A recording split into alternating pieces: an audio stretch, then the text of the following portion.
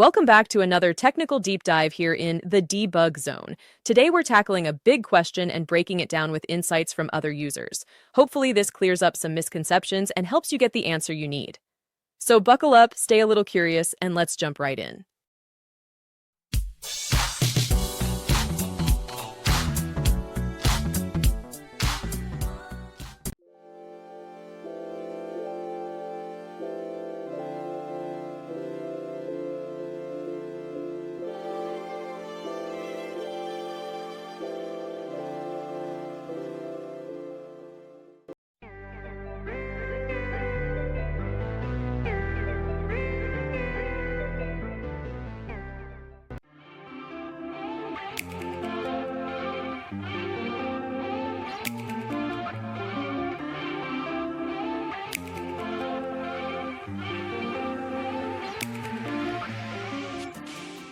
And that's a wrap.